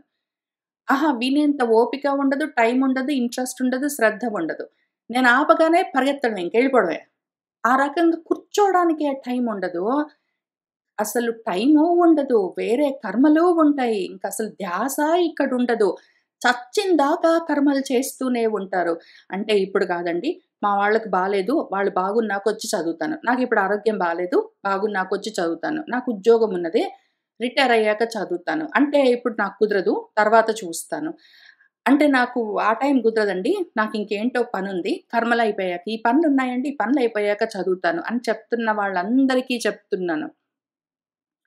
ఒక మహామంత్రం లాంటి విషయం గుర్తుబెట్టుకోండి. ఈ పనులున్నాయండి. పనులయిపోయాక చదువుకుంటానండి. ఈ పనులయిపోయాక అప్పుడు నేను ఫోకస్ చేసి చదువుతానండి అని నాకు చెప్తున్న వాళ్ళందరూ అర్థం జేసుకోండి. మీరు చచ్చిపోయిన దాకా కర్మలుంటాయి. కర్మలేవి మీకేవో ఆఫీస్ పనులు, ఇంట్లో పనులు, తినడాలు, బాత్రూమ్‌కెళ్ళి రావడాలు, నిద్రపోవడాలు ఇట్లాంటివి. మీ వాళ్ళకో, మీకో ఆరోగ్యాలు బావుండడాలు, పోవడాలు ఇట్లాంటివి. మీ వాళ్ళు ఉండడమో, పోవడమో, ఉండడాలు ఇట్లాంటివి. ఇవన్నీ ఏవో పనులు ఉండడం ఎంతకాలం ఉంటాయి? అవన్నీ శ్మశానాంత క్రియాకృతః. శ్మశానంలో అంతమవుతాయి. మీరు చచ్చిపోతేనే మీ కర్మలాగుతాయి. పనులయిపోయాక మీరు చదువుకుందామని పెట్టుకుంటే, మీరు చచ్చిపోతేనే పనులయిపోయేవి. మీరు బతికున్నంత వరకు కర్మలుంటాయి. దాని లక్షణమది. కర్మలెప్పుడు ఆగిపోతాయి? మీరు చచ్చిపోతేనే కర్మలాగుతాయి. కర్మలాగిన తర్వాత మీరు చదువుకుందామంటే అటువంటి స్థితి ఉండదు. దానికి ఆ లక్షణం లేదు. దాని నేచర్ అట్లా కాదు. మీరు చచ్చిపోతేనే మీ కర్మలాగుతాయి. కాబట్టి కర్మలాగిన తర్వాత పనులయిపోయిన తర్వాత చదువుకోవడం అన్నదుండదు. మరి ఎప్పుడు ఏంటి చేయాలి అంటే దానికి అపోజిట్ ఒకటి విరుగుడున్నది. మీరు కర్మలు తెలివితేటలతో, జ్ఞానంతో ఆపారంటే మాత్రం బ్రతికిపోతారు. మీరు చచ్చిపోతేనే కర్మలాగుతాయి. మీరు కావాలని కర్మలను ఆపారంటే, తగ్గించుకుంటూ వెళ్లారు, ఆపేశారంటే మీరు బ్రతికిపోతారు. మీరు చచ్చిపోయారంటే కర్మలాగుతాయి. అది మృతత్వం మళ్ళీ జన్మలొస్తాయి. మీరు కర్మలు ఆపారంటే మాత్రం బ్రతికిపోతారు. అది అమృతత్వం. బతికుండగానే ఆ కర్మలు చేస్తూనే ఎవరికో ఆరోగ్యం బాగుంది, బాలేదు, వాడున్నాడు, వీడు పోయాడు, నాకు ఆఫీసుంది, రిటైర్ అయ్యాను, అన్నం వండుకున్నాను, తిన్నాను, బాత్రూమ్‌కెళ్ళొచ్చాను, నిద్రపోయాను, ఇంక అది చేశాను, ఇది చేశాను అవన్నీ చేస్తూనే వాటిని తగ్గిస్తూ చదువు పెంచుతూ పోవడము, బ్రతికిపోవడము, అమృతత్వం వైపుకి వెళ్ళడము. అవన్నీ అయ్యాక చదువుకుంటానంటే చావు వైపుకు వెళ్ళడము. శ్మశానానికి వెళ్తున్నారని అర్థము. అర్థం చేసుకోండి, మానుకోండి. చెప్పవలసిన బాధ్యతుంది చెప్తున్నాను. శ్మశానంతోటే మీ బోడి క్రియలన్నీ, కర్మలన్నీ అంతమయ్యేవి. అవయిపోయాక చదువుకుందామని వద్దామంటే ఇంక మీరుండరు ఫస్ట్ ఆఫ్ ఆల్ కర్మలాగేయంటే.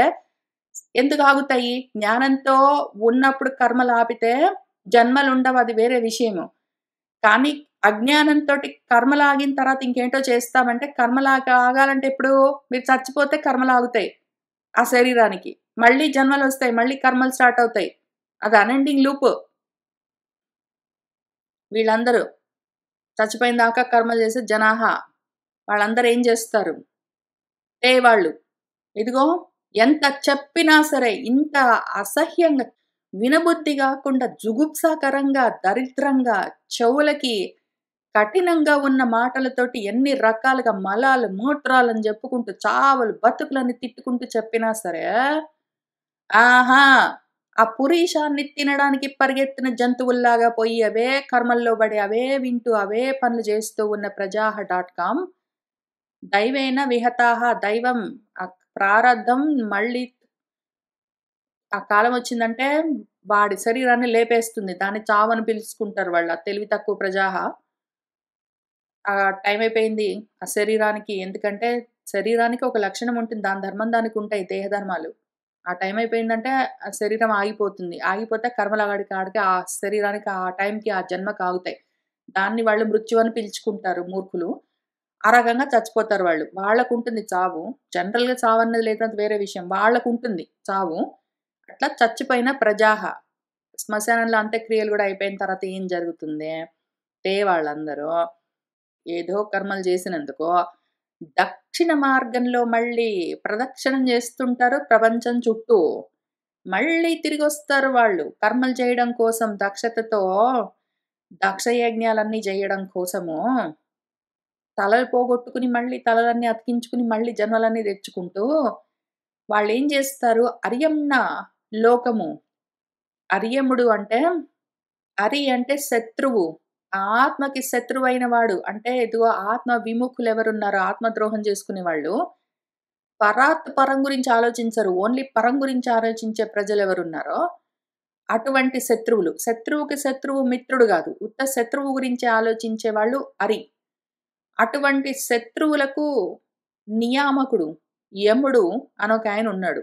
ఇట్లా పరాన్ని పట్టుకొని వేలాడే వాళ్ళను నియమిస్తూ ఉంటాడు. కాలమన్న దండం పట్టుకొని, కాలదండాన్ని పట్టుకొని, ఆ కర్మలను నడిపిస్తూ ఉంటాడు, ఆపుతుంటాడు, నడిపిస్తుంటాడు, ఆపుతుంటాడు. కర్మలాగితే జన్మలాగుతాయి. మళ్ళీ కర్మలు స్టార్ట్ అయితే, జన్మలు స్టార్ట్ అయితే, ఆ రకంగా నియమించేవాడు ఒకడున్నాడు కాలమని. అవన్నీ పితృలోకము అని ఒకటున్నది. అందులో జరుగుతుంటాయి. జన్మలు తీసుకోవడం, ప్రజల్ని కంటుండడం, మళ్ళీ జన్మిస్తుండడం, మళ్ళీ ప్రజల్ని కంటుండడం అనే జన్మలుంటాయి. ఆ జన్మల్లోకే వ్రజంతి పోతూ ఉంటారు మన వాళ్ళు. ప్రజామను ప్రజాయంతే. జన్మల వెంట జన్మల వెంట జన్మల వెంట జన్మల వెంట జన్మలు తెచ్చుకుంటూ ఉంటారు. శ్మశానంలో అంతమవుతారు. మళ్ళీ జన్మలు తెచ్చుకుంటారు. శ్మశానంలో అంతమవుతారు. జన్మలు తెచ్చుకుంటుంటారు. పురీషాన్ని తింటున్న పురుగుల్లాగా ఉంటారు. అది విషయము కథ. దక్షిణేన పథ అర్యమ్నః పితృలోకం వ్రజంతి తే ప్రజాం అనుప్రజాయంతే శ్మశానాంతక్రియాకృతః. తతః తే క్షీణసుకృతాః పునః లోకమిమం సతి పతంతి వివశాః దేవైః సద్యః విభ్రంసిత ఉదయాః. మనవాళ్ళు తే అపురుగులు మూర్ఖులు ప్రజాః క్షీణసుకృతాః క్షీణే పుణ్యే మళ్ళీ మర్త్యలోకమిమం ఈ లోకం పునః విశంతి ఎట్లా అందులోకి ఎట్లా పతంతి వచ్చి పడతారు వివశాః వివశులై. ఎందుకు? వాళ్ళు ఏ పుణ్యాలు సంపాదించుకున్నా, ఏ లోకాలకి వెళ్ళినా, ఏ జన్మలు పొందినా మళ్ళీ ఇదే అసద్గాథలను పట్టుకున్న వాళ్ళను ఆ అర్యమ్నుడు, ఆ దైవము హరిస్తున్న కొద్దీ ఆ శరీరాలు పడిపోతే మళ్ళీ ప్రజామను ప్రజా గదా! ఆ రకంగా తెచ్చుకున్న వాళ్ళు ఈ లోకాల్ని మళ్ళీ జన్మల్ని పొందుతూ ఉంటారు వివసులై. స్వవశంలో ఎందుకుంటారు? పరవశంలో ఉంటారు. పరం కావాలన్న ఆలోచనతో పరచింతకులు పరవశులై ఉంటారు. పరాన్ని చింతిస్తున్న వాళ్ళు దాని వశంలో ఉంటారు పరవశులై. స్వవశంలో ఎందుకుంటారు? స్వాత్మ చింతన లేని వాళ్ళు. ఆ రకంగా ఉన్నవాళ్ళు ఎప్పటికైనా పైకొస్తారా అంటే, ఇదిగో దేవైః విభ్రంసిత ఉదయాః వాళ్ళ భాగ్యోదయమంతా దేవతల చేత భ్రంశమైపోతూ ఉంటుంది మాటి మాటికి. దేవతలెవరు? జ్యోతనాత్ దేవాహ అని దానికి వ్యుత్పత్తి. ఏవైతే చూపిస్తుంటాయో అని అర్థం. అంటే ఇంద్రియాలు.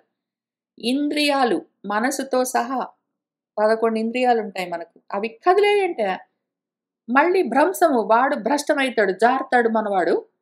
జారి మళ్ళీ వచ్చి పతంతి ఈ లోకంలో జన్మలో పడతాడు వాడు. వాడికి అసలు ఏమి కంట్రోల్ ఉండదు. ఒక పక్కన వాడిని కాలం కంట్రోల్ చేస్తుంటుంది. నియమిస్తుంటుంది యమమై.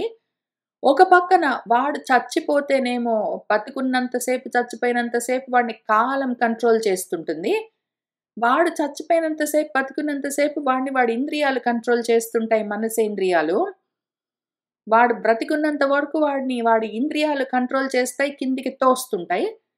వాడు బ్రతకడం, చనిపోవడం అన్నది వాడి కాలం కంట్రోల్ చేస్తుంటుంది. ఈ మధ్యలో కర్మలున్నాయనుకోని మూర్ఖుడేవో చేసుకుంటూ తిరుగుతుంటాడు. కర్మల వల్ల ఏవో లోకాలొస్తాయంటాడు. ఏ లోకాలైనా నువ్వు కాని స్థితులే గదా అన్న విషయం వాడికి ఆలోచనే కలగదు. ఎందుకు? ఈ విషయం సరిగ్గా వినడు వాడు. విముఖుడు, వాడికి ఇంట్రెస్ట్ ఉండదు. పురీషాన్ని తిన్నట్టు పోయి అసత్ విషయాలన్నీ ఇంక ఇవన్నీ సాధిస్తా నాకేంటో వస్తాయి లోకాలన్నీ అనుకుంటూ ప్రయత్నాలు చేస్తుంటాడు వాడు. తతః తే క్షీణసుకృతాః పునః లోకమిమం సతి పతంతి వివసాః దేవైః సద్యః విభ్రంసిత ఉదయాః. తస్మాతమ్మా కాబట్టి త్వం సర్వభావేన భజస్వ పరమేష్ఠినం తద్గుణాశ్రయయా భక్త్యా భజనీయ పదాంబుజం. తస్మాత్ కాబట్టి నువ్వేం చెయ్యి, పరాన్ని కాదు, పరానికి పరాన్ని భజించు. చేరు, భజ అంటే చేరు అని అర్థము. సర్వభావేమున అన్ని విధాలుగా. తస్మాత్ నువ్వేం చెయ్యాలి, పరాన్ని చేరడానికి ప్రయత్నం చెయ్యొద్దమ్మా. ఓ సతీ, సన్మార్గంలో ఉన్నదానా, సత్మార్గంలో ఉన్నావు నువ్వు. అసత్ మార్గాన్ని పట్టుకోకు. అసత్ విషయాలన్నిటినీ, ఆ గాథలన్నీ వినకు. ఆ విషయాలు పట్టించుకోకు. పరమున్నది, అది కావాలి. పరమున్నదని వాళ్ళు చెప్పగానే కావాలని నువ్వు కోరుకోకు. ఈ మాట చెప్తుంటే నిన్న మనం చదువుకున్న రామాయణం గుర్తొస్తుంది. రామాయణంలో భరద్వాజుల వారు భరతుడికి పెట్టే పరీక్షలో ఇంకా మ్యాజిక్ లాగా ఆంబింబూం పట్టని ఎన్ని లోకాలు నుంచి ఏవేవో సామాన్లు తీసుకొచ్చి అసలు ఎంత అందమైన సుందరమైన ఒక నగరాన్ని మొత్తాన్ని అక్కడ నిర్మాణం చేయించారు విశ్వకర్మతో పాటు. ఇంకా పాలతోటి ఉన్న నదులు ఏంటో, అన్నాల కుంభాలు, రాసులు రాసులు, ఇంకా అవి ఇవి అని ఏంటేంటో ఉన్నాయి. అవన్నీ అక్కడ కల్పించేసరికి అక్కడున్న మూర్ఖులు ఇది బాగుంది, స్వర్గం అంటే ఇదే, మాకిదే కావాలి అనుకున్న వాళ్ళందరూ జారిపోయారు. ఈ లోకాలన్నీ ఉన్నాయని చెప్తూ ఉంటే, లోకాలు లోకాలు లోకాలని వర్ణిస్తే ఆ లోకాలన్నీ కావాలనుకున్నావంటే జారిపోతావు. ఈ లోకాలన్నిటికీ వేరుగా ఉన్నది అలోకమైన ఒక విషయం ఉన్నది. పరానికి పరమైన పరాత్పరం ఒకటున్నది. దాన్ని చేరు నువ్వు సర్వభావంతో స్వభావంగా. నువ్వు నీ స్వరూపాన్ని నీ స్వభావంతో చేరాలి. అసత్తుని స్వరూపంగా అసత్ జ్ఞానంతో అజ్ఞానంతో పట్టుకున్నావంటే జారిపోతావు. కాబట్టి జాగ్రత్త. ఏ పరమేష్ఠిని కోరుకుంటున్నావు, ఏ పరాన్ని కోరుకుంటున్నావని నీకు తెలియాలి. నువ్వు స్వాని పట్టుకోవాలి. పరాత్పరమైన స్వాని పట్టుకో. ఈ బ్రహ్మలోకం దాకా చెప్పుకునే పరమేదున్నదో దానికి పరమై ఉన్న నీ స్వస్థితిని పట్టుకో. దాన్ని చేరు. తద్గుణ ఆశ్రయయ భక్త్యా. ఆ పదాంబుజము, పదము వాక్కున్నది. ఆ వాక్కుని పట్టుకొని ఆ స్థితిని చేరాలి నువ్వు. అది భజనీయము, చేరవలసిన స్థితి. దాన్ని గుణాలతోటే పట్టుకోగలము. ఎందుకు అంటే ఉన్నదాన్ని ఉన్నట్టు నీ గురించి నువ్వెట్లా తెలుసుకుంటావు? నీ గురించి చెప్తూ ఉన్న గుణాలను బట్టి దాన్ని ఆ గుణాల్ని ఆశ్రయించి వాటికి తగులుకుని నిన్ను నువ్వు చేరవలసి ఉంటుంది. ఇది ప్రయత్నం చెయ్యని ఇక్కడ 22లో చెప్పారు. ఇక్కడ పైన 11లో అదే విషయం చెప్తూ, కాబట్టి సర్వభూతాల్లో హృత్పద్మాల్లో ఉన్న వేదవేద్యమైన ఏదొకటున్నదో దాన్ని చేరు. అదింతకేంటి, అన్ని హృత్పద్మాల్లో ఉన్న విషయం ఏంటి, పరమస్థితి. అది చేరవలసినది. అక్కడ ఉండేదేమి, అన్ని ప్రాణుల యొక్క హృత్కమలాల్లో ఉండేది. దాన్ని చేరు. శృతానుభావం అది. వేదాల్లో మాత్రమే తెలియబడే ఒక వస్తువున్నది. శృతానుభావమైన వేదవేద్యమైన వస్తువున్నది. ఆ వేదవేద్యమైన వస్తువును చేరంటే అదేమి, హృదయాల్లో ఉండే వేదవేద్యమైనది. చాలా ఫోకస్డ్‌గా వినాలి. 11లో చెప్తున్న ప్రాణుల యొక్క హృత్కమలాల్లో ఉన్న వేదవేద్యమైన వస్తువు. దాన్ని చేరు. వేదంలో చెప్పేదేమి అన్న విషయం చేరు. వేదంలో చెప్పేది ఆ పదం ఒకటున్నది. వాక్ ఒకటున్నది. ఆ శృతమన్నా, వాక్కన్నా, పదమన్నా, వేదమన్నా ఒకటే అర్థము. మాట ఒకటే. ఒకటి హృదయాల్లో తెలుస్తుంటుంది. యోగులు వాళ్ళ హృదయాల్లో ఏం దర్శనం చేస్తారంటే ఇది ఈ విషయము, భావన తెలుస్తుంటుంది. భావంగా తోస్తూ ఉంటుంది. అది పదము. అది వేదము. అది శృతము. అది దాన్ని చేరవలసి ఉంటుంది. అంటే నీలోనే ఉన్న ఆ జ్ఞానాన్ని నువ్వే చేరవలసి ఉంటుంది. అది గుణాలని బట్టి దాన్ని తెలుసుకోవలసి ఉంటుంది. ముందు అక్కడికి చేరితే అక్కడ తెలుస్తుంటుంది. నీ మనసుకే తెలుస్తూ ఉంటుంది. అన్నింటికన్నా ముఖ్యమైన ప్రమాణమేమి? ఆత్మ ప్రమాణమే అన్నింటిని మించిన ప్రమాణము. నీ మనసే నీకు సాక్షి. అందులోనే నీకు నీ హృదయంలోనే నీకు తెలుస్తూ ఉంటుంది. ఏం తెలుస్తుంది? ఆ జ్ఞానం కలుగుతూ ఉంటుంది. అది పదము. అది అంబుజము. ఆ నారాయణం నుంచి వచ్చిన ఆ జ్ఞానం ఏదున్నదో అది అక్కడే నీ మనసులోనే ఉంటుంది. నీ చిత్తులోనే ఉంటుంది. అందులోనే దాన్ని పట్టుకోవలసి ఉంటుంది. బయట లేదు. పరంలో లేదది. నువ్వు ఇహపరాలు సాధించి ఎన్నైనా సాధించు. బయట లేదది. నువ్వు కాదది. బయట ఉన్నవన్నీ. తస్మాత్ త్వం సర్వభావేన భజస్వ పరమేష్ఠినం తద్గుణాశ్రయయా భక్త్యా భజనీయ పదాంబుజం. వాసుదేవే భగవతి భక్తియోగః ప్రయోజితః జనయతి ఆశు వైరాగ్యం జ్ఞానం యత్ బ్రహ్మ దర్శనం. ఆ వాసుదేవమయమై ఉన్నది. భగవంతమై ఉన్నది. అదొకటున్నది. దానిపైన నీ భక్తి, నీ అత్యంత ఆసక్తి, నీ యోగము, దాని సాధన అన్నీ ప్రయోగించవలసి ఉంటుంది. అట్లా ఒకవేళ అదే తత్వం పైన నువ్వు భక్తి యోగాన్ని ప్రయోగించావంటే, కలిపి ఉంచావంటే, దాంతో తగులుకుని ఉన్నావంటే, అప్పుడు బ్రహ్మాన్ని చూపించగలిగిన, దర్శింపచేయగలిగిన యత్ జ్ఞానము, వైరాగ్యమున్నాయో, ఆ జ్ఞాన వైరాగ్యాలు దీనివల్ల ఆశు వెంటనే జనయతి అది కల్పిస్తుంది. బ్రహ్మ సాక్షాత్కారానికి కావలసిన జ్ఞాన వైరాగ్యాలను అది నీలో కలిగిస్తుంది. కాబట్టి నీ లోపలున్నదది. బయట లేదు. బయట చెప్తూ ఉన్నంత వరకు శ్రవణాదులతో ఇనీషియలీ వినాలి. వింటూ ఉన్నదాన్ని లోపల ప్రయత్నం చేసుకుంటుండాలి. వాసుదేవే భగవతి భక్తియోగః ప్రయోజితః జనయతి ఆశు వైరాగ్యం జ్ఞానం యత్ బ్రహ్మ దర్శనం. యదా అస్య చిత్తం అర్థేషు సమేషు ఇంద్రియ వృత్తిభిః న విగృహ్ణాతి వైషమ్యం ప్రియం అప్రియం ఇతి ఉత సహ తదా ఏవ ఆత్మన ఆత్మానం నిస్సంగం సమదర్శనం హేయోపాదేయ రహితం ఆరూఢం పదం ఈక్షతే. యోగారూఢ స్థితి అంటే ఏంటో చెప్తున్నారు ఇక్కడ.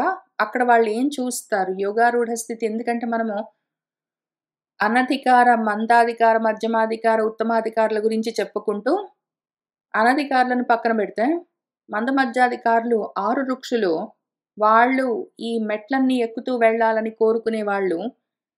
ఆ తర్వాత యోగారూఢులుంటారు. యోగారూఢ స్థితికి వెళ్ళిన వాళ్ళుంటారు అని చెప్పుకుంటాము. ఆ యోగారూఢ స్థితి అంటే ఎట్లా ఉంటుంది? ఆ పదం ఎట్లా ఉంటుంది? ఆ స్థితి ఎట్లా ఉంటుందని చెప్తున్నారు. యదా ఎప్పుడైతే అస్య చిత్తం వాడి బుద్ధి ఇంద్రియ వృత్తిభిః సమేషు ఇంద్రియ వృత్తులుంటాయి. ఇంద్రియాలకు ధర్మాలుంటాయి. కన్నుంటే చూస్తుంటుంది, చెవులుంటే వింటుంటాయి, మనసుంటే తెలుసుకుంటుంటుంది. అవన్నీ ఇంద్రియ వృత్తులేవున్నాయో, ఆ వృత్తుల యొక్క అర్థాలుంటాయి. కంటికి చూడడం అన్నది దాని ధర్మమైతే, చూసేందుకు దృశ్యం అన్నది దాని అర్థము. చెవికి వినడం అన్నది ధర్మమైతే, శబ్దం అన్నది దాని అర్థము. వీటన్నిటిలో అది సమంగా ఉంటుందది. దేనికి ఉద్వేగపడదు, దేనికి కుంగిపోదు. పొంగు లేదు, కుంగు లేకుండా సమంగా ఉంటుందో, ఎప్పుడైతే ప్రతి దాంట్లో, ప్రతి ఇంద్రియ అర్థాల్లో, అన్ని విషయాల్లో ప్రియం, అప్రియం అంతా ఒకటేలాగా చూస్తుందో, వాటిలో వైషమ్యం, విగుణము వేరువేరుగా ఎక్కువ తక్కువలను నా విగృహ్ణాతి పట్టుకోదో, ఎప్పుడైతే కళ్ళకు చూడడం, చెవులకు వినడం, నోటికి తినడం, మాట్లాడడం, ఏదో చేతులకు పట్టుకోవడం, వదిలిపెట్టడం, స్పర్శలు అవి ఇవి ఏవేవి ఉన్నాయో దశేంద్రియాలు ప్లస్ ఒక మనసు ఏకాదశ ఇంద్రియాలకి వాటికి ఏవో వృత్తులుంటాయి, వాటి ధర్మాలుంటాయి, వాటికేవో అర్థాలుంటాయి, విషయాలుంటాయి. వాటిలో ఏదైనా సరే నాకిది ఇష్టమని గాని, ఇష్టం లేదని గాని, ప్రియాప్రియాలు ఏవి పట్టించుకోకుండా ఉన్నదంటే చిత్తము, తదా అప్పుడు అది ఆత్మన ఆత్మానం తనను తాను తెలుసుకుంటుంది. ఇవన్నీ పట్టుకోకుండా ఉంటే తనను తాను పట్టుకుంటుంది. అసత్ విషయాలు పట్టుకోకుండా ఉంటే సత్తుని, తన స్థితిని, తనను తానది పట్టుకుంటుంది. తనెవరు? ఆత్మేంటి? నిస్సంగం, దేనికి తగులుకోకుండా ఉండేది. సమదర్శనం, అంతటా సమంగా చూస్తూ ఉండేది. ముఖ్యంగా, అన్నింటికన్నా ముఖ్యంగా హేయోపాధేయ రహితం. హేయము వదిలిపెట్టాల్సింది లేదు, ఉపాధేయం పట్టుకునేది లేదు. ఆత్మను పట్టుకోవడం ఎట్లా పట్టుకుంటాము? నన్ను నేను ఎట్లా పట్టుకుంటాను? నన్ను నేను ఎట్లా పోగొట్టుకుంటాను? నన్ను నేను పట్టుకునేది లేదు, పోగొట్టుకునేది లేదు అన్న స్థితి ఎప్పుడు కలుగుతుందో, అన్న ఆలోచన, బుద్ధి ఎప్పుడు కలుగుతుందో, అది యోగారూఢ స్థితి. అది ఆరూఢం పదం. అక్కడికి వెళ్ళినప్పుడే వాడికి ఈ విషయం తెలుస్తుంది. నేను నన్ను తెలుసుకుంటాను, నన్ను నేను పట్టుకుంటాను, అయ్యయ్యో! నన్ను నేను పోగొట్టుకున్నాను అన్నవన్నీ ఎంతవరకుంటాయి? ఆరురుక్ష స్థితి వరకు కూడా ఉంటాయి. బుభుక్ష స్థితిలో వాడేవో అనుభవాల కోసం వాటి వెంట పడ్డప్పుడు ఆత్మ గురించి ఆలోచనే ఉండదు వాడికి. పట్టుకోవడం, వదిలిపెట్టడం తర్వాత విషయం. ఆత్మ గురించి వాడికి ఆలోచనే ఉండదు. వాడిని పక్కన పెడితే ముముక్షువులెవరున్నారో మోక్షకాంక్షులు వాళ్ళందరూ ఆత్మను తెలుసుకుందామని బయలుదేరుతూ ఉన్నవాళ్ళు, ఎప్పుడైతే ఆత్మను పట్టుకోవడం లేదు, వదిలిపెట్టడం లేదు, నన్ను నేను పట్టుకోవడం, వదిలిపెట్టడం ఎట్లా ఉంటుంది అని వాడికి ఎప్పుడైతే తెలుస్తుందో అప్పుడు వాడు యోగారూఢ స్థితిలో ఉన్నాడని అర్థం. యదా అస్య చిత్తం అర్థేషు సమయేషు ఇంద్రియ వృత్తిభిః న విగృహ్ణాతి వైషమ్యం ప్రియం అప్రియం ఇతి ఉత సహ తదా ఏవ ఆత్మన ఆత్మానం నిస్సంగం సమదర్శనం హేయోపాదేయ రహితం ఆరూఢం పదం ఈక్షతే అన్న చోట 25వ శ్లోకం దగ్గర ఇవాల్టికి ఆపుదాము. మళ్ళీ 26వ శ్లోకం నుంచి వచ్చే వారం కలిసి కూర్చుని చదువుకుంటూ ముందుకు వెళ్తాము. ఒక్కొక్కసారి నేను చాలా కఠినంగా మాట్లాడతాను. ఎందుకు అంటే మీ ఎవరితో నాకు ప్రేమ లేదు, ద్వేషము లేదు. మీరు నాకు బంధువులు గాదు, శత్రువులు గారు. అంతా సమానమై ఉన్న ఆత్మతత్వంగానే చూడ్డానికే నేను సాధన చేసుకుంటున్నాను. అయితే ఒక్కొక్కసారి మనసులు వినవు. కర్మలున్నాయని పరిగెత్తుతున్న మనసుల్ని కూర్చోబెట్టడం అవసరం గాబట్టి, ఎక్కడెక్కడైతే గురువులు తీవ్రంగా మాట్లాడతారో, నేను కూడా అంతే తీవ్రంగా మనసులకి మాత్రమే చెప్తూ ఉంటాను. పరిగెత్తుతున్న మనసులకి కూర్చోమని చెప్పినప్పుడు ఒక్కొక్కసారి తీవ్రంగా చెప్తే వింటుందన్న ఆలోచనతోటి గురువులు ఎప్పుడైతే ఆ మాటలు అంత తీవ్రంగా వాడుతారో, నేనంతే తీక్షణంగా చెప్పడానికి ప్రయత్నం చేస్తాను. మీ ఎవరి మీద నాకు ప్రత్యేకంగా ప్రేమ లేదు, ద్వేషం లేదు, ఇష్టము లేదు, కష్టము లేదు. నాకు ప్రియులు లేరు, అప్రియులు లేరు. అటువంటి స్థితిలోనే ఉండడానికే ప్రయత్నం చేసుకుంటున్నాను. సర్వం శ్రీకృష్ణ పరబ్రహ్మ పాదారవిందార్పణమస్తు.